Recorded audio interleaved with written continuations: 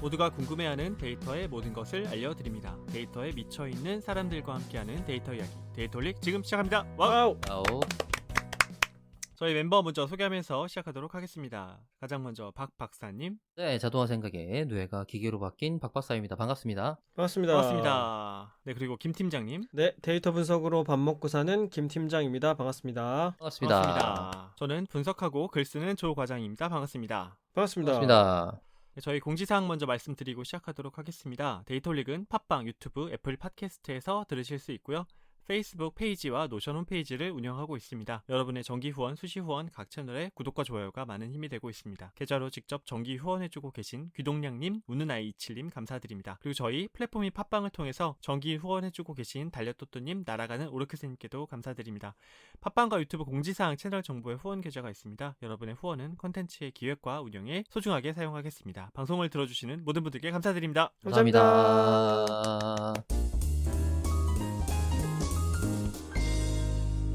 오늘 방송 시작하기 전에 내가 member 소개 인사를 바꿨는데 둘은 별로 안 궁금해요? 왜 이렇게 바꿨는지? 우리가 그때 궁금해했던 적 있지 않나? 아 그런가요? 바깥내용 내가 했어. 자세히 설명 안 했던 것 같은데. 자세히 설명 안 해주세요. 설명해 주세요. 무슨 일입니까? 하기 싫습니다. 뭡니까 이 밀당은? 설명해주세요. 해줘. 그래 뭐 니들이 그렇게 바라면 야, 밀당 잘한다잉? 제가 이제 그 교육 기획 운영 업무를 잠시 접어두고 이제 뭐랄까요, 좀 태스크성 업무 그리고 분석하는 업무를 맡게 됐는데, 그리고 이제 브런치의 글도 이제 계속 더 열심히 쓰려고 하고 있고, 그런 이런저런 상황 때문에 자기소개를 좀 바꾸려고 한번 간결하게 바꿔봤어요. 근데 이게 입에 안 붙네. 약간 너무 짧은 것 같기도 하고. 뭐 이리저리 시도해 보세요. 새로운 소개말 또 구상하면 박 되니까. 박사랑 김 팀장의 그 자기소개가 너무 탐나. 왜요? 왜? 귀에 딱딱 박힌단 말이지. 그러니까 뭔가 그 키워드들이 있잖아요. 그러니까 박 박사는 자동화 생각에 뇌가 기계로 바뀌었다. 그리고 김 팀장은 데이터로 밥 먹고 산다. 이게 뭔가 상황이 바뀌더라도 항상 똑같을 것 같은 그런 느낌도 있고. 근데 나는 뭔가 좀 독특한 걸 해보고 싶은데. 그 우리가 분석하는 지어줄까요? 글쟁이 같은 거 해요. 뭐라고요? 분석하는 글쟁이. 분석하는 괜찮은데? 글쟁이. 오, 괜찮은데? 오, 괜찮은데. 분석하는 글쟁이. 일단은 킵해두고 마음에 들면 한번 써보도록 하겠습니다. 분석하는 글쟁이. 크게 다르지 않게 할 거라고 생각합니다. 시작점을 줘버렸어. 이제 이 생각의 수로에서 벗어나지 못하고 여기서 그냥 하실 것 같아요. 이러고 또 계속 분석하고 글 쓰는 이라고 할 수도 있어요.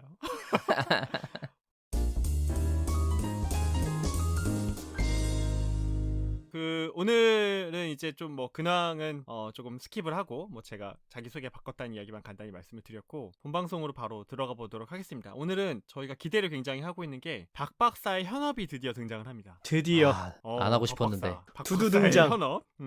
그리고 그 사실은 청취자분들이 굉장히 많이 해달라고 요청을 했던 그런 주제인데, 드디어 이제 박 박사가 미루다가 2021년에는 개과천선을 하고, 개과천선은 안 했습니다 아직.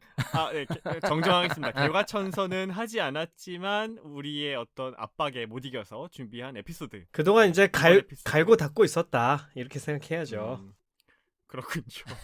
아니 그래서 아시겠지만 자기 업거는 좀 말하기 좀 이거 애매한데 이러면서 꺼려지는 게 쉽지 않아요? 나도 HRD 하기 싫었어. 예전에. 그러니까 부끄럽지, 부끄러워. 되게 뭔가 기분 이상한 거야. 이걸 내가 꼭 해야 되나 이런 생각이 들어. 아무리 업이라고 한들 하려고 들으면 약간 교수님급으로 해야 될 것 같고 약간 이런 게 있는 거잖아요. 그러니까요. 그리고 하나라도 잘못 얘기하면 왠지 엄청난 지탄을 받을 것 같고. 그러니까 자기 업인데. 네, 어쨌든 이제 내일은 아니니까 남일 편하게 한번 들어가 보도록 하겠습니다. 망하면 네가 망하지.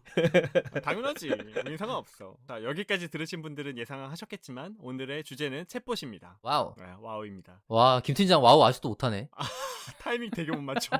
아니, 여러분들이랑 나랑 좀 시점이 달라서 그래요. 네, 그래요. 알겠습니다. 와우. 그래서 내가 얘기하고 있는데 와우 어떡합니까? 자, 저희가 이제 2회차에 걸쳐서 박 박사가 챗봇 내용을 준비해줬습니다. 그래서 챗봇의 정의라든지 활용 방법 혹은 개발에 대해서까지도 좀 광범위하게 이야기를 나눠볼 것 같아요. 네, 제가 받아서 시작을 해볼게요. 사실 챗봇을 제가 아는 범위 내에서 다루려고 하면 옛날에 김 팀장 한 것처럼 막 6회 막 이렇게 해야 돼요. 지금 나 까는 그렇게 할 거야? 거 아니에요?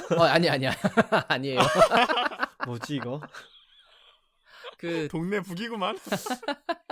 그 사실 그러다 보니까 약간 개론적인 내용만 좀 하고 그 다음에 약간 실전적인 부분만 조금 하고 이 정도에서 마무리를 할까 싶어요. 우선은 왜냐면 세부적인 기술들이나 뭐 그쪽 다른 다양한 디테일들은 아예 그냥 새로운 주제로 예를 들어서 제가 꺼낼 수 있는 주제가 또 자연어 처리 같은 게 있을 것 같아요. 자연어 처리나 특별히 새롭게 최근에 이제 언어 모델들의 트렌드라던가 이런 것들을 소개하는 건 다른 주제로 잡을 수 있을 것 같고 네. 주제가 많아요. 그러니까 챗봇을 만들기 위해서 해야 될 게 우리가 알고 있는 보고 있는 챗봇뿐만 아니고 건드려야 될 주제가 너무 많아서 그냥 챗봇이란 게 무엇이다라는 얘기를 이번에 두 회차에 걸쳐서 할 것 같고요.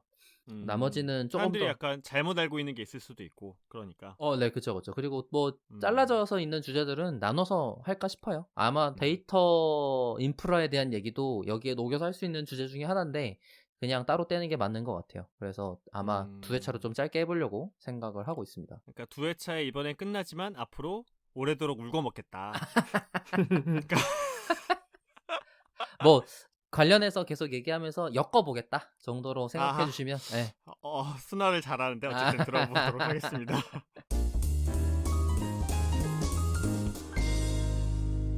두 분께 그래서 질문을 먼저 하는 걸로 시작을 하고 싶은데, 챗봇이 뭐라고 생각하세요? 정의 먼저 한번 해보면 좋을 것 같아요. 챗봇. 네.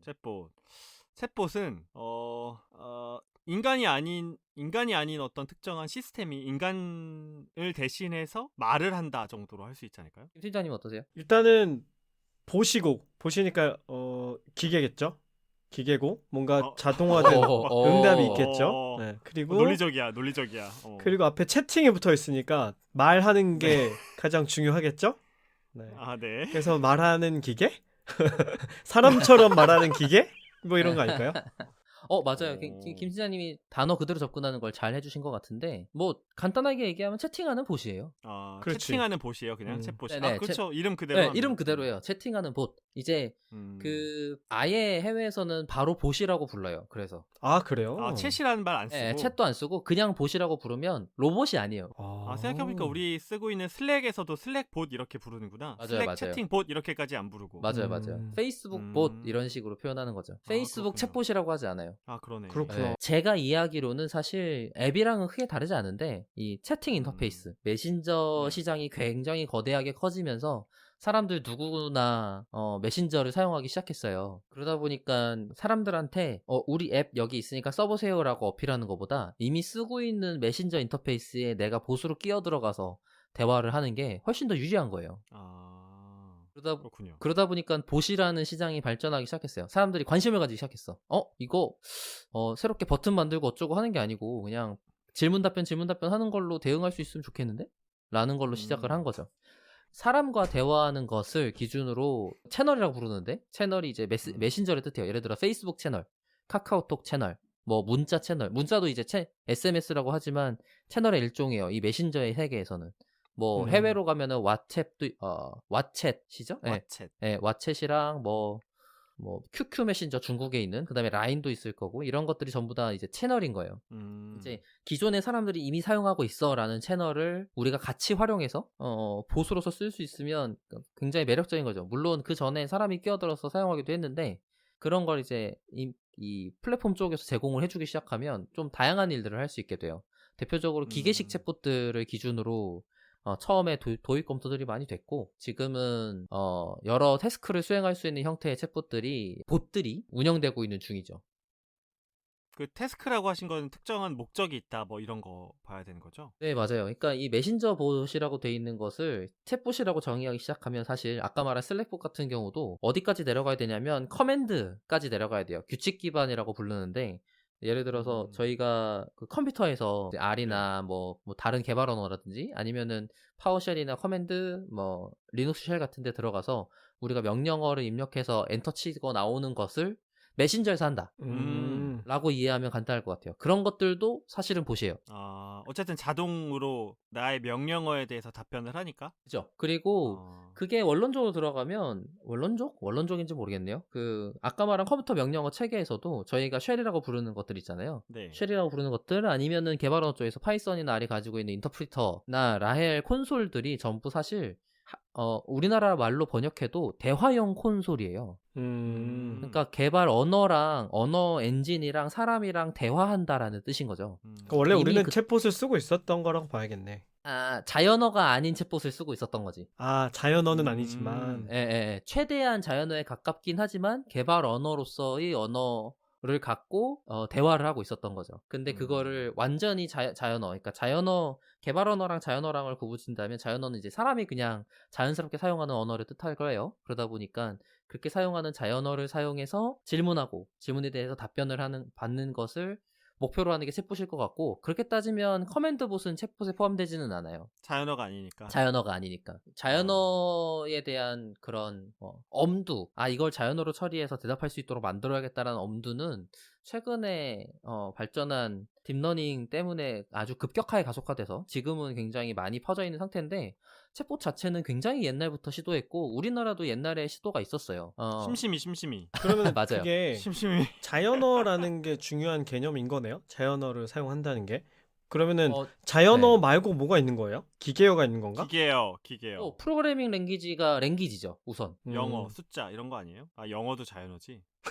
명령어라고 해야 되나 그냥? 네, 명령어. 그러니까 뭐 어떤 명사에 파라미터가 붙는 형태는 자연어는 아니죠. 쇼미더머니. 그것도 자연어. 자연어인데. 치트키요? 치트키는 자연어처럼 되어 있지만 사실은 자연어가 아니네. 그러네. 규약이 전에 음. 제가 그 개발 언어 관련된 회차 소개할 때도 기계어에 대치해서 개발 언어가 고급 언어다라고 소개를 한 적이 네, 있어요. 맞아요. 근데 그 네네. 고급 언어라는 게 사람이 말하는 자연어에 가깝게 되어 있다의 의미거든요. 사용하는 네. 것처럼 한다. 예를 들어 for라든지 음.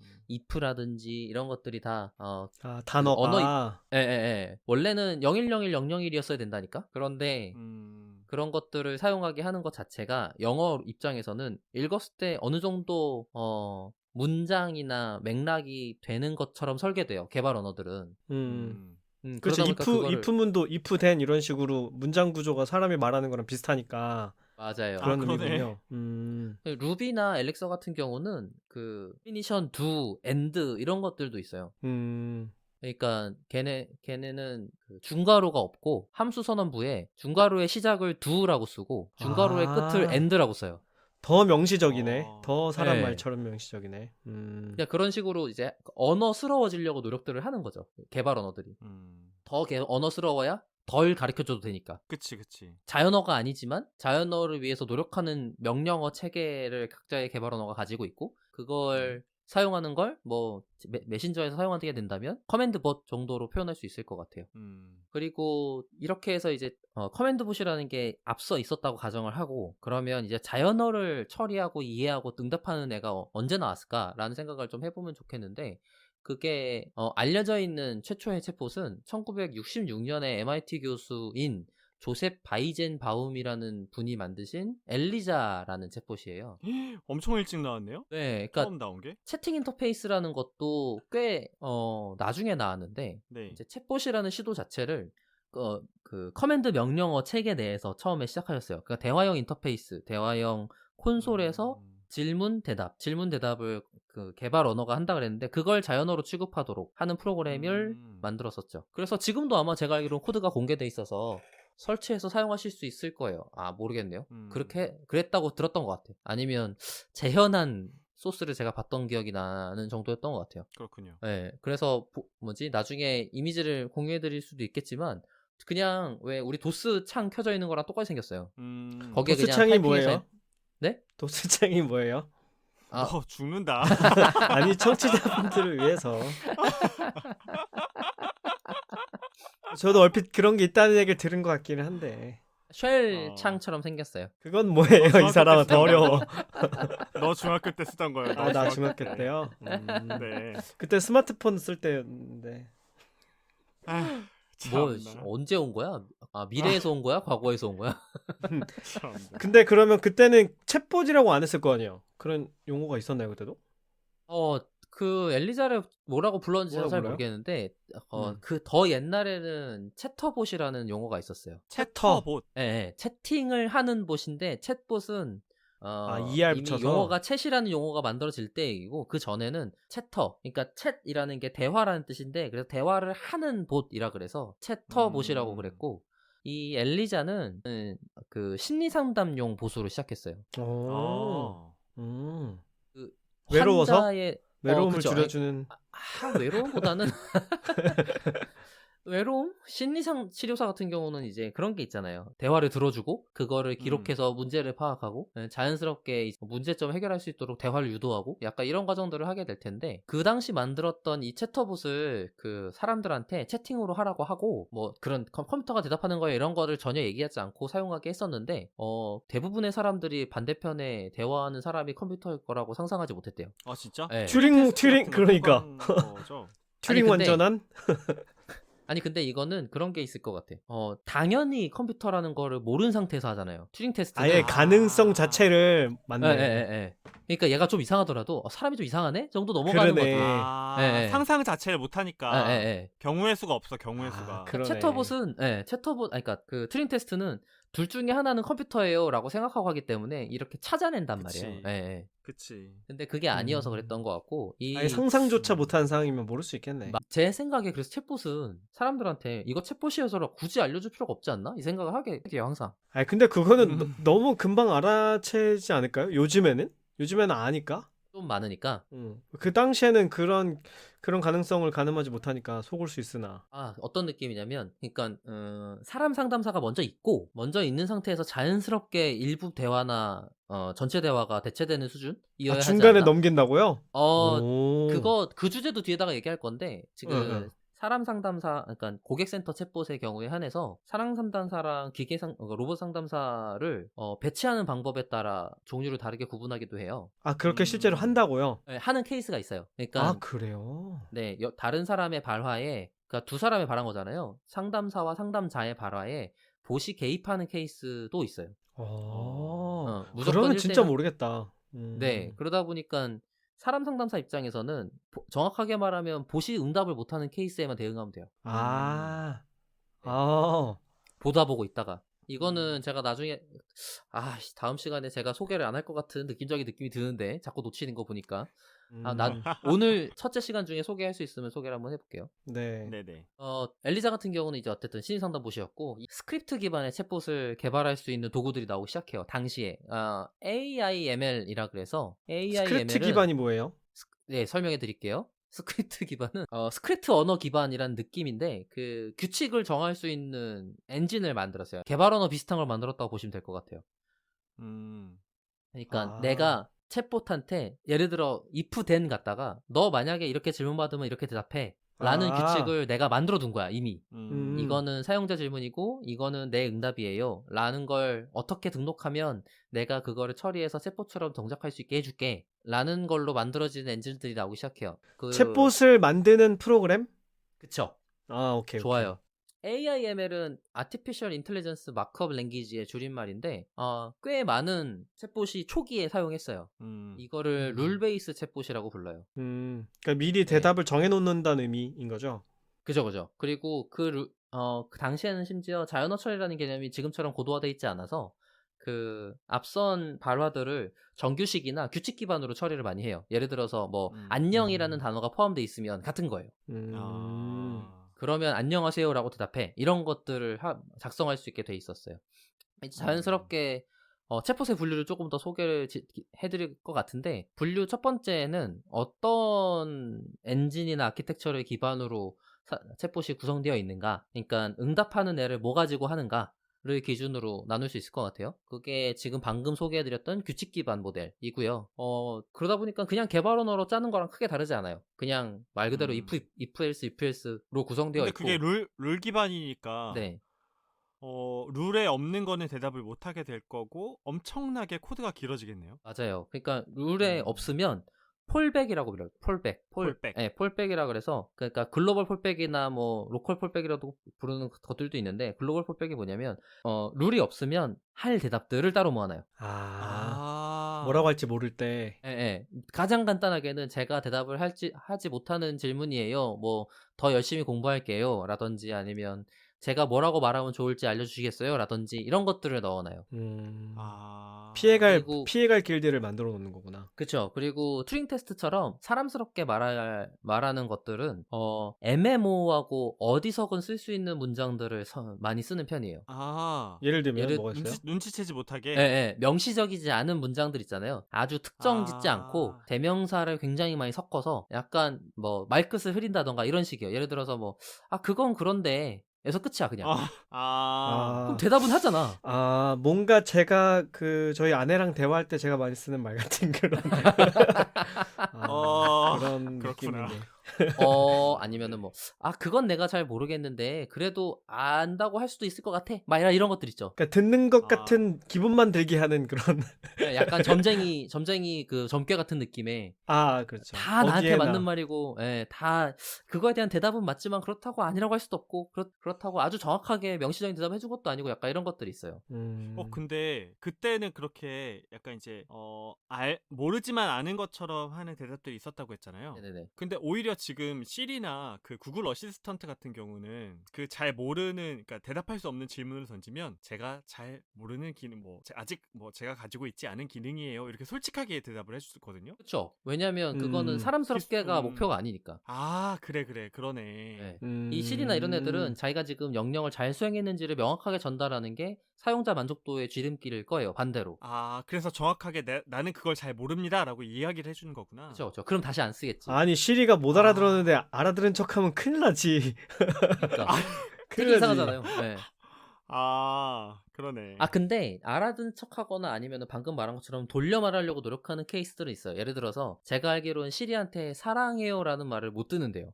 그렇게 들을 수가 없다고? 네, 내가 시리한테 사랑해라 그래도 뭐 부끄러운 말을 하시네요. 뭐 이런 식으로 그냥 돌려서 말만 하고 그냥 계속 피한대. 약간 왜지? 소송 걸까봐? 사람적인 감정으로 넘겨서 인격화시키는 부분이 오히려 위험하다고 판단했을 수도 있을 것 같아요. 그럴 수 있겠다. 네, 이거는 기계적인 챗봇이기 때문에, 그리고 그쪽으로 넘어가면 너무 해야 될 일이 많아져요. 그치. 네, 챗봇을 만든 그래서 사람 입장에서. 그러니까 애초에 그런 걸 차단을 한 거구나. 네, 일을 안 키우려고 그런 걸 수도 있을 거는 같아. 그러니까 사람처럼 느끼게 만드는 게 위험하기 때문에 애초에 사람 아닌 것처럼 대한다는 얘기예요. 약간 다른 얘기 같은데. 조금 어긋났는데, 그러니까 위험하다는 게 그 사람한테 위험한지 뭐 이런 건 잘 모르겠고, 제 그냥 편협한 생각으로는 그걸 사람처럼 만들려고 들리면 제가 할 일이 너무 많아져요.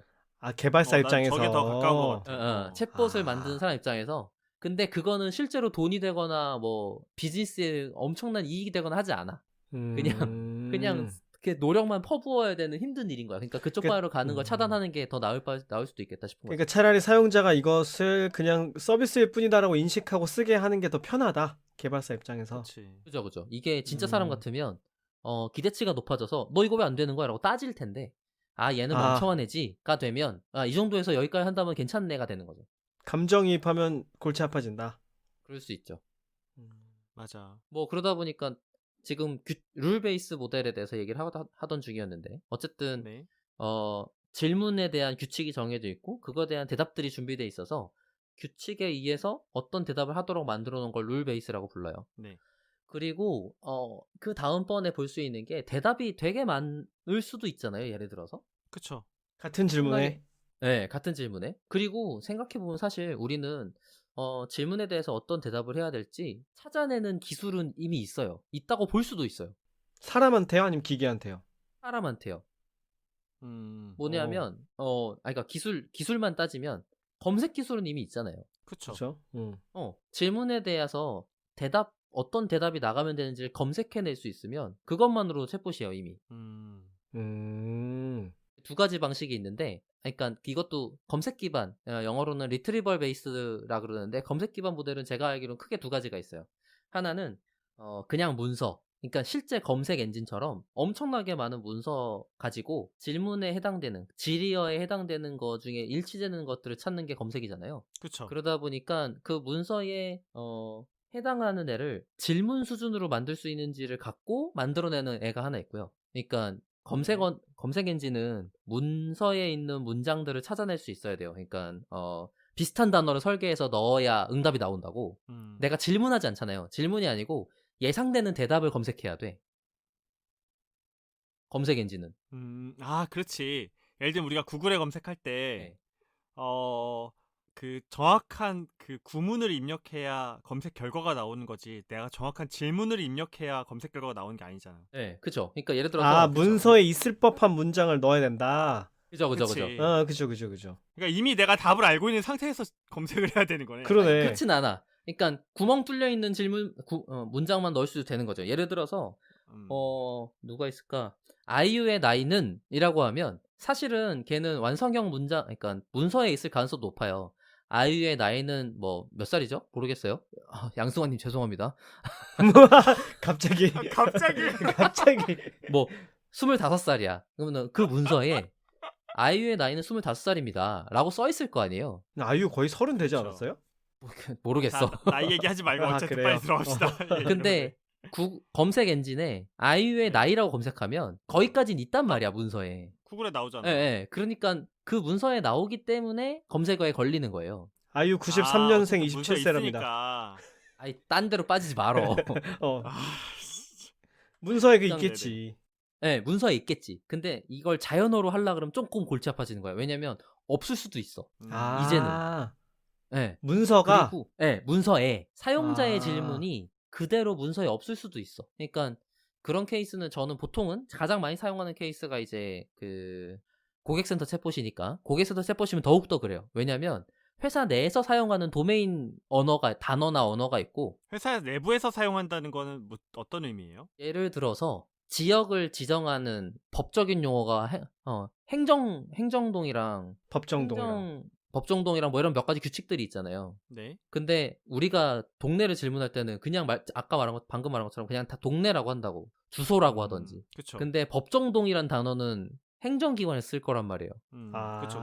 이런 식으로 단어가 다른 게 있어요. 전문 용어 같은 거. 전문 그치. 용어. 전문 용어 같은 게 있는 거지. 도메인 용어 같은 거구나. 도메인 용어. 그 얘기한 거예요. 회사 내에서 쓰는 용어, 아. 도메인 용어. 예. 네네네네. 이제 그런 게 있다 보니까 이건 고객센터 챗봇에 대한 질답으로 검색 엔진을 그대로 쓰는 건 좀 힘들어요.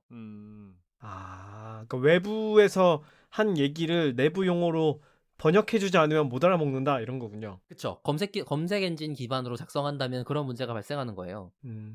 그래서 그거를 이렇게 바꿀 수도 있어요. 어떻게 바꿀 수 있냐면 우리가 답변을 만들어. 근데 그 답변 만드는 거에 질문지도 같이 만들어. 아, 예상되는 질문지. 네. 그 다음에 검색은 질문지에다가 하는 거예요. 아, 그러면 질문이랑 연결되어 있는 답변을 연결해주면 되니까. 그죠. 아, 오. 근데 어쨌든 질문을 일일이 만들어야 된다라는 문제가 있어서 이게 그렇다고 쉽게 만들 수 있는 건 아니에요. 할 일이 너무 많다. 아유, 다들 그 그렇게 만들고 질문할 있어요. 수 있는 경우의 수가 무궁무진할 것 같은데 그걸 만약에 미리 그것도 마찬가지로 룰베이스니까 그거에서 벗어난 질문을 하면 그건 또 대답 못하는 거네. 그렇죠. 그러니까. 그러다 보니까 검색 엔진도 보통 스코어를 주는 케이스가 있거든요. 이거는 이 질문에 대해서 검색 유사도가 높은 편이야, 낮은 편이야라는 게 있어요. 그러다 보니까 그걸 기준으로 일정 이상의 수치를 넘지 않으면 그 대답은 유사도가 그렇게 높지 않기 때문에 검색에 걸리더라도 사용하지 않아야 되는 거죠. 뭐 그런 게 있어요. 그래서 검색 기반 모델들이 있고 이거는 저는 앞으로도 계속 이 방향으로 만들어야 된다고는 생각해요. 왜냐면 답변이 준비되어 있다는 게 굉장히 큰 장점이에요. 내가 답을 미리 만들어 놓고 그거에 예상되는 질문을 만들어서 검색하잖아요. 그쵸. 네. 그러니까 뭐 답을 미리 준비한다라는 관점이 제가 볼 땐 중요한 것 같지만 어쨌든 답변을 미리 준비하는 걸 가지고 검색을 쓰든 어떤 기술을 쓰든 그거를 뱉게 만들면 어떤 대답을 할지를 우리가 이미 알고 사용할 수 있기 때문에 그게 장점이라고 생각해요, 저는. 그리고 지금 이 다음번 모델로 얘기 드릴 수 있는 게 이제 생성 기반 모델. 지금 아직 제가 알기로는 제대로 챗봇에 도입하는 케이스가 없는 걸로 알고 있는데, 그러니까 상용 챗봇에 다들 실험적인 것만 네. 하고 있는데, 제너러티브 네. 모델이라고 불러요. 생성 기반 모델. 그러니까 어떤 코퍼스를 통해서 이런저런 학습을 다 해낸 후에 그렇게 만들어진 모델이 만들어진 답변을 선택하는 게 아니고, 그러니까 검색해서 결과물을 만들어진 답변을 뱉어내는 게 아니고 자기가 모델적인 결과물로 만들어서 뱉어내는 거예요. 제가 나중에 떼서 한번 NLP 모델들 소개를 할 텐데 거기에 깊게 소개해야 될 것 중 하나로 시퀀스 투 시퀀스 모델이 있어요. 시퀀스 투 시퀀스 모델은 입력 문장을 넣으면 출력 문장을 만들어주는 모델이에요. 모델 자체가. 머신러닝 모델이네요. 맞아요. 머신러닝 모델이에요. 신경망 모델이네. 입력을 넣고. 맞아요. 신경망 모델의 출력을 일종이에요. 만드는? 네, 시퀀스 자체가 네. 원래는 어디더라? 번역기에서 많이 시도했어요. 그러네. 문장을 통으로 넣으면 문장이 튀어나와야 되니까. 네, 그래서 그 페어 데이터셋이 우선 있어야 되고요. 그래서 뭐 안녕하세요는 뭐 헬로우인 문장이 페어로 엄청나게 많이 있는 상태에서 그 엄청나게 많이 있는 걸 학습해서 이제 입력을 넣으면 그거에 해당되는 출력을 생성해주는. 그러니까 생성한다는 얘기는 그러니까 미리 정해져 있는 게 없고 창작을 한다는 얘기예요? 문장을? 모델이 뱉어내는 조합으로 대답을 만든다에 가까워요. 그러니까 확률 높은 조합을 만들어준다. 그치. 확률 높은 조합을 만들어준다가 맞는 말이네. 그렇게 해서 문장이 어색할 수도 있고, 아니면은 되게 생뚱맞은 단어가 중간에 껴있을 수도 있고, 그렇기는 한데, 뭐, 최근에 기술 발전 중에서 아주 생뚱맞은 단어가 중간에 껴있거나 그러진 잘 않고, 조금 어색한 정도로는 생성하고 있는 것 같아요. 특히 이제. 그래도 그럴듯한 문장이 나와주는 거군요. 그쵸. 이게 벌써 한국어로 시도한 케이스도 몇 년 전이에요. 근데 아직 상용에서는 쓰기 힘들죠. 그러면 그 버트나 뭐 GPT-3나 이런 게 이런 개념이에요? 걔는 사실 시퀀스보다 더 넥스트 기술이에요. 아, 그래요? 예. 그러니까 시퀀스는 훨씬 더 초기에 있었던 개념이고 그런 개념이 더 얹혀지고 덮어져서 더 고급 기술로 넘어간 케이스 중에 하나고 큰 틀에서는 시퀀스랑 다르지 않아요. 큰 틀에서는. 입력과 출력의 특성만 놓고 봤을 때는. 네네네. 그리고 그 각각의 시퀀스가 그 입출력, 그러니까 입력하는 인코더, 그 다음에 점이라는 뭐라 그러면 좋을까? 그 번역 트랜슬레이터 같은 게 중간에 하나 있고, 그 다음에 출력하는 디코더. 요렇게 구성돼 있어서 시퀀스라고 부르는데, 그 인코더랑 디코더 모델들이 굉장히 여러 개가 있어요. 그런 여러 개 있는 것들을 조합해서 사용하는 것들이 발전해 왔고, 뭐 아까 말한 버트나 GPT-2, 3 이런 것들도 다 인코더 온리 모델, 디코더 온리 모델, 인코더 디코더 모델 이런 것들로 표현하지만 어쨌든 시퀀스에서 크게 벗어나지 않아요. 이 주제는 다음에 한번 기회가 되면 제가 한번 잘 소개를 해볼게요. 그래서 생성 기반 모델은 그렇다 보니까 뭐라고 대답할지 우리가 몰라. 다 테스트 해봐야 돼. 모든 경우에서. 질문을 다 막 해봐야 된다는 얘기예요? 네, 우리가 기대한 대로 대답하는지 검수하려면 너무 힘들어요. 정확하게 말하면 검수하기가 힘든 거지. 다른 사람들이 뭐라고 질문할지 모르니까.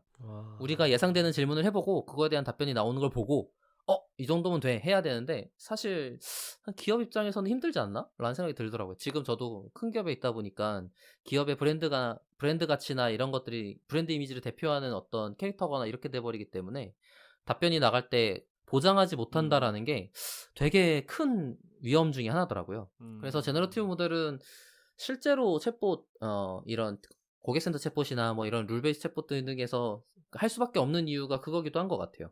네, 이걸 쓰고 싶고 뭐 좋은 기술인 건 아는데 생성 기반 챗봇은 좀 너무 리스키하지 않나. 그럼 지금은 대부분 룰 베이스의 방향인 거예요? 룰 베이스이거나 검색 기반이거나가 거의 다예요.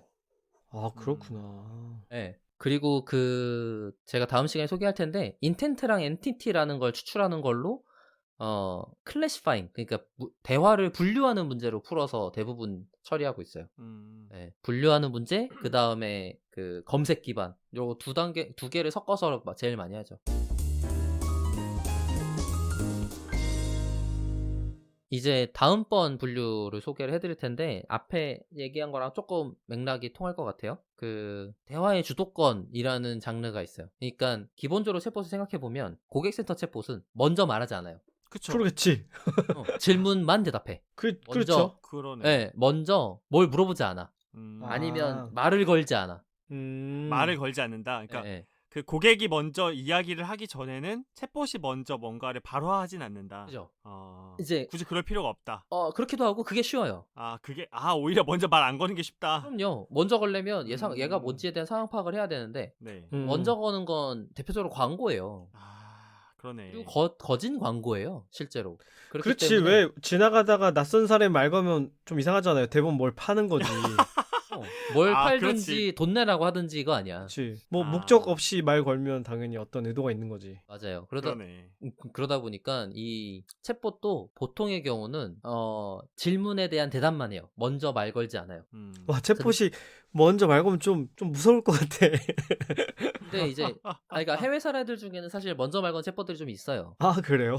예, 예. 어. 그리고 먼저 말 거는 챗봇 아까 무슨 말한 목적으로? 챗봇이라는 기능 말고, 예? 무슨 목적으로 먼저 말을 걸어요? 아니 김팀장 근데 그게 하이퍼한 게 봐봐요. 예를 들면 내가 카드 회사 앱을 쓰고 있단 말이에요. H 회사의 카드 앱을 쓰고 있는데 거기에 챗봇이 있어요. 네. 근데 이제 나한테 문자로 가끔 뭐 한도 상향하시겠습니까? 뭐 대출 이자가 낮아졌는데 대출 한번 써보실래요? 이런 식으로 문자나 광고가 온단 말이에요. 근데 내가 챗봇을 만약에 능숙하게 쓰고 있어. 그러면 뭐 헤이 영찬 이번에 뭐 대출 이자가 파격적으로 0.5%가 됐는데 한번 써볼래를 챗봇이 먼저 나한테 말을 걸어줄 수는 있겠지. 아, 메신저로 말 걸어주는 것처럼.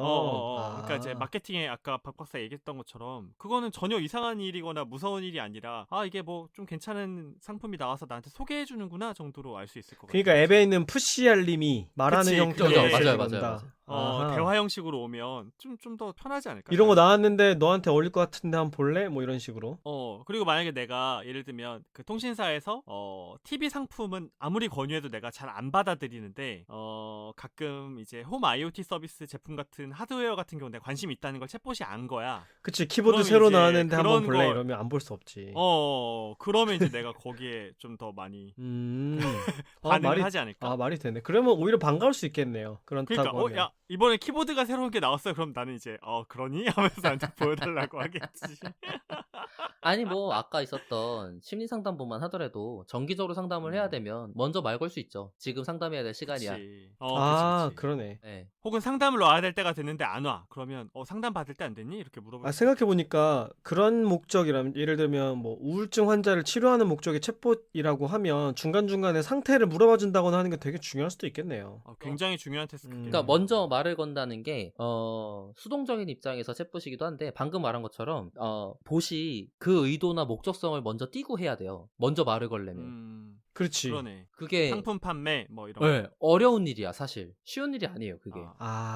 봇이 목적성을 갖게 만든다는 것이.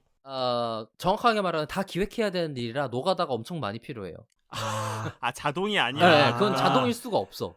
그러니까 1월 달에는 TV 상 상품을 팔아야 되는데 어떤 고객한테 팔아야 돼 이런 룰을 다 세팅해줘야 되는구나. 뭐 그런 것도 있을 수 있고 광고 보시라면 더욱더. 그리고 아까 말한 뭐 우울증 치료면 의료증 치료 보시기 때문에 그런 기능을 넣는 거라 그냥 기획하고 만들어야 돼요. 어쨌든 사람이 많이 일을 해야 된다. 네, 그거 그렇게 동작하도록 만드는 일인 거지. 그게 뭐 그러다 보니까 이제 먼저 말하는 걸 안 하고 싶지. 그런 박 것들은 박사의 이것은 할 일. 박 박사의 입장이구나, 그러니까. 예. 아니 내가 할 일이 많아진다. 아니 고객의 질문에 대답해 주는 것만 해도 힘들어 죽겠는데 그러니까. 말 거는 것까지 하면 일이 2배가 되는 건데 이런 거구나. 근데 이제 봇을 만든 입장에서 생각을 또 해보면 장단점이 있어요. 먼저 말 걸면 주제를 제가 정할 수 있어. 그럴 수 있겠네. 네. 근데 맥락을 내가 말한 만들어 버리는 거네. 네, 컨텍스트를 내가 만들고 시작하니까 대화를 드라이브 할 수 있어요. 그러니까 어느 한쪽을 몰고 갈 수 있어요. 근데 다른 얘기를 하면, 그러니까 내가 안 하고 가만히 있으면 얘가 뭐라고 말하든 다 대응해야 되는 거야. 그러네. 이거 사람과의 대화하고도 되게 비슷하네요. 사람도 그렇잖아요. 맞아요. 먼저 말 거는 사람은 자기가 하고 싶은 말이 있는 거고 대화의 주도권을 잡고 싶은 거고 대답만 해주는 사람은 보통 수동적으로 따라가게 되는 경우이니까. 그렇죠. 그래서 이제 이런 것들이 예를 들어서 방금 말한 것처럼 광고 쪽으로 좀 어떻게 해보려고 하면 먼저 말 걸려고 노력을 많이 해요. 팔아야 되니까. 네, 그런 정보들을 제공을 해야 되니까 이거 한번 해볼래? 라는 얘기를 하기도 하는 거죠. 그리고 전에 한번 카카오였던 것 같은데 그 설문조사를 채팅 인터페이스로 하면 어떤가라고 연구를 한 적이 있어요. 카카오가 내부 직원 대상으로 그걸로 했었어요. 네네네. 그래서 그거를 네. 응답에 대한 진실성이나 아니면 성실성이 높아진다라는 연구가 있던 걸로 전 알고 있는데 그게 정확한지 모르겠지만 어쨌든 그런 시도들이 있는 중이다. 그러면 설문조사기 때문에 먼저 질문하겠지. 나 기억난다. 왜 내가 HR 애널리틱스 편 할 때 맞아요. 카카오는 직원들의 데이터를 챗봇이 물어본다. 오늘 하루 어땠니? 이런 식으로. 맞아요. 그렇네요. 그거는 이제 이 상태를 확인하는 챗봇이 될 테니까 먼저 질문해야죠. 그쵸. 그쵸. 그런 목적으로 기획을 해야 되는 거죠. 그러니까. 어쨌든 할 일이 많다. 만들어야 된다. 근데 박 박사는 일하기 싫으니까 하기 싫다. 그거 바쁘다. 힘들다. 기획은 내 영역이 아닌 것 같다. 약간 이런 느낌. 난 하고 싶은데 이상하다. 난 되게 재밌을 것 같은데. 그치. 왜냐면 아. 개발은 박박사 할 테니까. 난 기획만 시켜줬으면 음. 좋겠어. 아, 아무튼 알겠습니다. 아주 먼 미래에는 기획만 하면 나올지도 몰라요. 진짜 먼 미래긴 하다. 어쨌든 네. 그리고 이제 이런 어려운 문제들 이런 것들이다 보니까 챗봇을 또 어떻게 분류하냐면 오픈 도메인 그 다음에 태스크 오리엔티드 이렇게 분류하기도 해요. 뭐 오픈 도메인이라는 단어가 사실은 자유발화라고 우리나라 말로는 번역하는데, 그러니까 어떤 주제건 상관없이 어쨌든 대화하기. 그런 게 심심이 아니에요, 심심이. 심심이는 이제 챗봇으로서 뭐라 그래야 되지? 당시에는 인공지능 기능이 들어가 있지는 않았어요. 인공지능 그쵸. 그때는 뭐 그런 게 중요한 기술도 아니었고. 심심이 같은 경우는 내가 안녕하세요 하면 뒤에다가 뭐라고 대답할지 그쪽 사용자 사람들이 정했어요. 작성해서 입력해서 올렸어. 그러니까 사용자가요? 사용자가. 심심이는 사용자가 만든 챗봇이에요. 아 그래요? 그래요? 네. 몰랐어. 진짜? 몰랐어요. 디테일하게 안 써봤구나. 네. 심심이 같은 경우는 아까 말한 폴백 있죠. 응답을 못해. 네. 그러면 이거에 대한 대답이 없으니 등록해주세요라고 나와요. 진짜? 아니 그러면 내가 등록한 답변을 내가 듣게 되는 거예요 나중에? 맞아요. 그거 왜 해? 얼마나 재밌겠어. 그게 재밌어? 다른 데이터 사람 분석가 중에 제일 잘난 사람 아. 누구야? 그랬을 때 김 팀장이요 이렇게 내가 대답을 아 입력해 그런 주는 거지. 식으로. 그죠. 내가 만들어준 대로 답변하게 그걸 만드는 걸 즐기는 건가? 그러면? 근데 그런 재미를. 그거를 주지 사용하는 않나요? 사람들이 데이터셋을 공유해요. 아. 그러니까 그 응답이 나올 때까지 굉장히 이런저런 걸 입력해서 봐야 돼. 아. 네. 그럼 그러니까 점점 애가 성장하는 거네요, 얘는? 그럼요. 그러니까 삽시간에 성장하는 거죠. 아, 그렇구나. 네. 재밌네. 그것 때문에 엄청나게 큰 거예요. 그리고 지금도 제가 알기론 그때 확보한 데이터셋을 가지고 큰 챗봇 회사로 운영되고 있어요. 아, 지금도 있어요? 심심이가요? 네. 자연 발화, 그러니까 아까 말한 치챗 도메인에 적절한 응답을 추천해주는 API를 팔고 있는 회사예요. 심심이 나이 많이 먹었겠다. 심심이 나이 많이 먹었어요. 그리고 이거랑 비슷한 모델로 옛날에 자기 연예인 챗봇 만들기 같은 사업을 한 회사가 있어요. 그러니까 내가 뭐 누구 좋아해, 아까 뭐 꺼냈으니까 죄송해요. 아이유 챗봇 같은 걸 만든다고 치자 이거예요. 그러면은 내가 가장 사랑하는 사람은 누구야 같은 얘기를 하도록 계속 학습시키는 거지. 그러니까 팬덤의 엄청난 인기를 가지고 있는 서비스였죠. 근데 어쨌든 이런 오픈 도메인이라는 거는 발화가 뭐가 되었건 자유롭게 대답을 할 수 있게 만드는 챗봇을 뜻하고, 제가 볼 때는 사실 주제를 그렇게 놨다는 것 자체가 어떻게 만들어야 될지 몰라서 만들어진 약간 그런 느낌이 좀 있어요, 저한테는. 만드는 왜냐면, 방법을 몰라서? 챗봇이란 걸 뭐라고 정의할지 아직 성숙되지 않아서, 확정되거나 잘 구성되어 있지 않아서. 그러니까 챗봇이 아직 네, 네네네, 말씀하세요. 분야가 성숙하지 않아서 그냥 얘를 퉁쳐서 오픈 도메인이라고 부르고 챗봇이라고 부른 것 같은 느낌이에요, 저한테는. 이해했어요. 네. 왜냐면 그게 실제로 뭐가 필요한지를 모르는 거야. 예를 들어서 제가 비슷한 걸 섞어보면, 비슷한 제가 상상하는 예시를 찾아보면 비행기를 만들 때를 돌아가 볼 수 있을 것 같아요. 그러니까 챗봇을 어떻게 동작하는 애라는지를 뭔지 전혀 모르니까, 그러니까 비행기가 어떻게 동작하는지를 전혀 모르니까 나는 애를 따라하는 거야. 그러니까 이제 일단 날아야 된다라는 목적은 있는데, 그죠.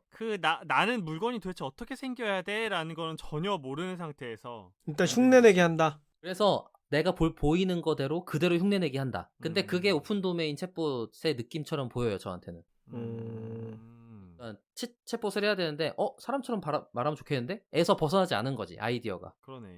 왜 그렇게 해야 되는지 뭐 이런 건 모르겠고 일단. 모르고. 네, 그러니까 이런 연구적인 학술적인 기술 발전 단계 이런 거 없이 그냥 요거 부분 했기 때문에 그대로 따라하려고 노력한 분야로서 오픈 도메인이 여전히 남아있다 정도로 저는 인지하고 있어요. 오히려 이게 더 원시적인 거라고도 볼 수 있겠네요. 반대로 더 어려운 기술이기도 한 거죠. 왜냐하면 비행기도 돌아가 보면 날갯짓을 하는 파닥파닥하는 비행기를 만들고 싶었는데 못 만들다가 기술의 발전이 고정익으로 넘어가요. 고정익. 날개가 고정되어 있는. 네. 네, 그죠? 고정익으로 넘어간다. 맞아요. 그러니까 날개 파닥파닥이 찾아보니 날개가 가만히 있고 추력이 발생해서 양력으로 뜨는구나라는 걸 학술적으로 밝혀내고 나서 굳이 파닥파닥 할 필요가 없네? 때문에 고정익이 생기면서 날기 시작한 거거든요. 그러니까 날개는 고정시켜 놓고 뒤에서 엄청난 그 에너지를 주면 얘가 뭐라고 하죠? 그 뜨는 거를 양력. 그게 양력이지. 네. 양력으로 인해서 기체가 위로 뜬다. 그냥 그거를 알게 된 순간부터는 굳이 날개를 파닥거릴 필요가 없구나라는 걸 깨닫게 되었다. 인 거죠. 그런데 최근에는 파닥거리는 비행기가 나왔어요. 에? 왜? 진짜로요? 굳이? 네. 그러니까 정확하게는 사람을 태우는 비행기는 아니고 드론 중에 날개 파닥거리는 게 있어요. 나 봤어. 비둘기처럼 날아다니는 비행기. 비둘기처럼 나는 것도 아. 있고, 네, 벌새처럼 나는 것도 있고, 그게 왜 어떤 그러냐면- 그런 실효성이 있어서 쓰는 거라는 네, 거예요? 실효성이 아, 있어서 진짜요? 쓰는 거예요. 그게 훨씬 더 어. 고급 기술로 넘어가기 시작했더니 그걸 따라하면 뭔 장점이 있냐면 에너지 효율 장점과 더불어 비행기 방향을 자유롭게 더 이동할 수 자유롭게 있겠구나. 할 수 있어요. 네, 맞아요. 갑자기 급선회한다든가 이런 게 될 수 있겠네. 맞아요. 그래서 벌새를 따라하는 어. 드론은 지금 꽤 많이 기술이 아, 발전한 그래요? 걸로 제가 알고 있고, 그러니까 아마 오픈 도메인이 처음에 미미킹한다고 그러니까 흉내내기 한다고 따라했던 초기 기술 발전 단계였지만 지금 뭐 클로즈 도메인이라 태스크 오리엔티드인 어떤 각각의 역할이래. 태스크를 뭐라 불러야 돼? 할 일들을 처리해 나가는 챗봇이 발전하고 나가면 더 나중에는 더 고급으로서 완전할지 모르겠지만 허 같은 느낌의 오픈 도메인 챗봇은 더 이후에는 나올 수 있는 거죠. 다시 이제 돌아서 그쪽으로 온다는 거구나. 그죠. 날개도 다시 돌고 돌아서 움직이는 날개로 돌아온 것처럼. 그죠. 그러니까 그 필요성이 실효성이 있는 부분에 한해서 아마 하기 위해서 기술을 만들어 나갈 거라고 생각해요. 야, 이게 챗봇이 얘기할 게 엄청 많네. 나는 그냥 대화만 할 줄 알면 다 챗봇인 줄 알았거든요. 그게 오픈 도메인 처음에 생각한 챗봇인 거지. 음. 아무튼 그래요. 그래서 그런 이제 오픈 도메인에서는 사람들이 뭘 많이 기대하냐면 친한 친구가 되면 무슨 말이든 해요. 그럼 그 사람 다 정보인 거야. 헐, 엄청난 정보까지 다 내놓는다는 거구나, 서비스에. 그럼요. 네. 그게 다 그러네요. 정보인 거예요. 정보의 보고이자 바다일 거예요. 그러니까 페이스북 같은 애를 더 내밀하게 쓰는 거야. 그러면은 그 정보는 아주 압도적인 그 기업의 고급 정보네요. 고급 정보가 되겠죠. 그러네. 심지어 뭐 상태라든지 나 지금 뭐 필요한데, 그리고 예를 들어 신인 상담 기술이나 아니면 사람들이랑 친해진 기술이 이제 라포르를 쌓는다라는 얘기가 있는데 그게 잘 쌓였다고 생각해봐요. 광고 효과가 얼마나 좋겠어. 와, 그럴 그거 수 있지. 좀 뭔가 위험하게 느껴지는데? 굉장히 무섭죠. 그러니까 오픈 네. 도메인 챗봇은 나중에 잘 된다는 전제하에 사람들이 어떤 게 잘 될 거라는 게 너무 명확하기 때문에 모르겠어요. 제가 제 상상에는 나중에는 법으로 이게 챗봇이다라는 거를 항상 눈에 보이게 하도록 하지 않을까 싶기는 해요. 그러니까 너무 예를 들어 감정이 뭐 많아게. 로봇도 나중에 인간과 구별할 수 없게 되면 이것은 로봇입니다라는 어떤 그 마크를 달고 다닐 것처럼, 그죠. 예를 들면 카카오톡에서 내가 채팅을 열었는데 이 사람이 실제 상담원인지 로봇인지 내가 몰라 라고 했을 때 발생할 수 있는 부작용을 막기 위해서 지금 당신이 대화하고 있는 건 사실 챗봇이 맞습니다. 그러니까 챗봇입니다. 이런 게 붙을 수도 있다. 그죠. 그러니까 음. 그리고 이제 뭐 치챗 봇이라고 하더라도 이거는 봇이다라는 네. 게 계속 눈으로 보여야 될 수도 있고, 이건 잘 모르겠어요. 그러니까 먼 미래에는. 먼 미래에는 그럴 수 있겠다. 근데 그럴 수 있겠는 충분히 그럴 게 수 있겠다. 왜 영화 허에서도 보면 나중에 여자의 이름이 뭐였죠? 사만다? 사만다였나? 사만다였던 것 같은데? 나중에 걔가 사라지는 걸로 되게 크게 상심하잖아요. 맞아요. 그 그쵸. 감정이입을 진짜로 사람처럼 하게 되면 그게 가져다 주는 충격이 엄청날 것 같네. 아무튼 그러다 보니까 이제 이거를 그건 이제 미래에 그럴 수도 있겠다라는 상상을 하는 거고, 그치. 실제로 이걸 만들려고 들면 너무 힘들어요. 특히 이제 아까 있었던 여러 가지 딥러닝 모델 기반의 챗봇을 만들려고 들면 어찌됐건 버트나 GPT-3는 우선 빼놓고 질문에 대한 답변 데이터셋이 엄청나게 많아야 대답을 할 수 있을 거잖아요. 그렇죠. 근데 그렇게 만들어진 예를 들어서 이제 오픈 도메인이나 그러면 한 사람의 대화가 그렇게 많은 경우가 흔치 않아요. 그렇겠죠. 그럴 수가 없어. 그러다 보니까 여러 사람의 대화를 한꺼번에 섞는데 이러면 무슨 문제가 발생하냐면 챗봇이 다중이가 나오나? 다중이가 나오는 거야. 그렇구나. 너는 직업이 뭐니? 그러면은 의사이기도 했다가 판검사이기도 했다가 뭐 배달부이기도 했다가 이렇게 되는 거예요. 나는 네가 상상하는 누구든 될 수 있어 이런 거네. 무섭네. 근데 일관성이 없다라는 단점이 있다. 그쵸. 일관성이 없어지는 없어. 거예요. 그 멀티페르소나라고 부르는데 멀티페르소나가 되고 싶어가 아니고 멀티 페르소나가 발생해요. 그러다 보니까 그 페르소나를 일관되게 유지하고자 하는 기술이 굉장히 고급 기술 중에 하나예요. 진짜 고급 기술이겠다. 예, 예. 심지어 그 오픈 챗 데이터를 학습에 쓰겠다를 전제로 그걸 해야 되니까, 예, 그게 굉장히 어려운 일이 되는 거죠. 그리고, 아까 그 제너러티브, 그러니까 생성 기반 모델에서 제가 말씀드렸던 문제인데, 대답을 컨트롤할 수가 없어요. 그렇지. 네. 그러니까, 입력한 데이터가 워낙 많으면 대답도 워낙 다양할 테니까. 맞아요. 그러니까 취급한 데이터 기반에서, 그러니까 취급한 데이터셋 내에서 대답할 거긴 한데, 그렇다고 하더라도 그렇다면 얘가 사람이 일일이 손으로 룰을 만드는 걸 하고 싶지 않아서 데이터를 모아다가 학습을 시킨 건데, 그 응답을 컨트롤하려면 그렇게 만들어 모아놓은 데이터를 다 전수 검사해야 돼요. 그건 불가능하다. 현실적으로 불가능하겠네. 그 전수 검사를 하지 않으면 내가 원하는 대답이 나간다는 걸 보장할 수가 없어. 그렇지. 그러면은 그렇게 만들어진 데이터 중에 사실 안 쓸 것들도 굉장히 많아지는 거예요. 네.